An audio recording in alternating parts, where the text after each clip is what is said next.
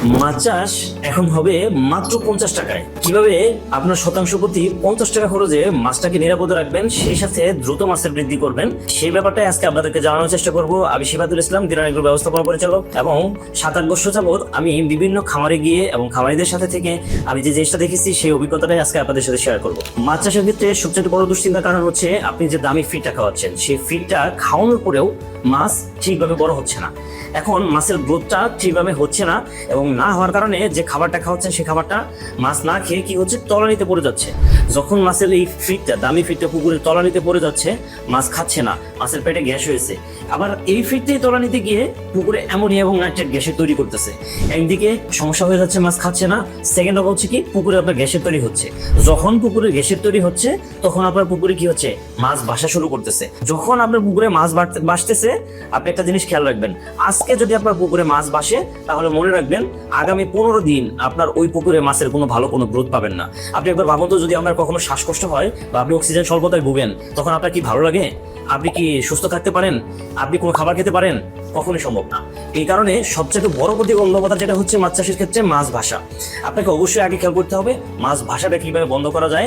এই মাছ ভাষা বন্ধ করতে গেলেই আপনাকে কি করতে হবে, আপনার পুকুরের তলানিতে যে খাবারগুলো পরিত্যক্ত অবস্থায় আছে, সেই পরিত্যক্ত খাবার থেকে যে অ্যামোনিয়া তৈরি হচ্ছে, সেই অ্যামোনিয়া গ্যাসটাকে নিধন করতে হবে। এই অ্যামোনিয়া গ্যাস নিধন না করতে পারলে আপনার মাছ সঠিকভাবে খাবার খাবে না, এবং আপনি যে দামি ফিডটা খাওয়াচ্ছেন সেই ফিডটা মাছ হজম করতে পারবে না। তখন আপনার কি হচ্ছে, যে আপনি যত টাকায় আপনি ফিডের পিছনে খরচ করতেছেন, সব টাকা আপনার জলে পড়ে যাচ্ছে। এ থেকে কি করে যায়, সমাধানটা কি হয়?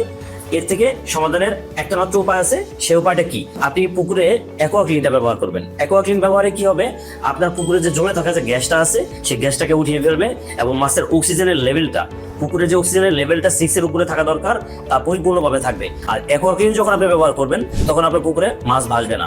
আমরা মূল টার্গেটটাই করে থাকি পানির উপরে। পানিটাকে যদি ভালো রাখতে পারি, তাহলে মাছ চাষের ক্ষেত্রে আপনি অবশ্যই আপনি লাভবান হতে পারবেন। অ্যাকোয়া ক্লিন আপনার পুকুরের পানির দুর্গন্ধটাকে দূর করবে, পানিটাকে পরিষ্কার রাখবে, এবং আপনার পানিতে একটা প্লান্টন গ্রো করবে। এবং সবচেয়ে যে সমস্যাটা হয় মাছ ভাসা, সেই মাছ ভাসাটাকে বন্ধ করবে। এর সাথে আপনি ব্যবহার করতে পারেন অ্যাকোয়া গ্রো। অ্যাকোয়া গ্রো ব্যবহারে কি হবে, অ্যাকোয়া গ্রোটা আপনি যে খাবারটা দিচ্ছেন, যে খাবারটা মাছ হজম করতে পারতেছে না, এবং আপনার মাছ যে খাবারটা না খেয়ে পুকুরের তলানিতে পড়ে থাকতেছে, অ্যাকোয়া গ্রো ব্যবহারে মাছের গাঢ়টা সুস্থ থাকবে, মাছের খাবারের রুচিটা বাড়বে, মাছ খাবার ভালো হজম করতে পারবে। এবং এটা যখন আপনার এই প্রক্রিয়াটা ঠিকঠাকভাবে থাকবে, তখন আপনি দেখবেন আপনি যে খাবারটা দিচ্ছেন, খাবারের সাথে যখন অ্যাকোয়া গ্রো ব্যবহার করবেন, তখন আপনার খাবারের এফসিআরটা অনেক বেশি উত্তীর্ণ হবে। কারণ তখন আপনার পুকুরের কোনো সমস্যা নেই, পুকুরের মাছের কোনো সমস্যা নেই, তখন আপনার ফিডেও দেখবেন যে আপনার রেজাল্ট খুব ভালো পাচ্ছেন। এখন এই অ্যাকোয়া ক্লিন এবং অ্যাকোয়া গ্রো আমি ফার্স্টে আপনাকে বলেছি 50 টাকা খরচ। কিভাবে সেই খরচ আজকে আপনাকে তাদের দেখাচ্ছি। 1 বিঘা জায়গায় অ্যাকোয়া ক্লিন ব্যবহার করবেন 1/2 কেজি থেকে 1 কেজি, যার বাজার মূল্য আছে 1200 থেকে 1300 টাকা, এবং এটা ব্যবহার করবেন প্রতি 2 মাস পর পর।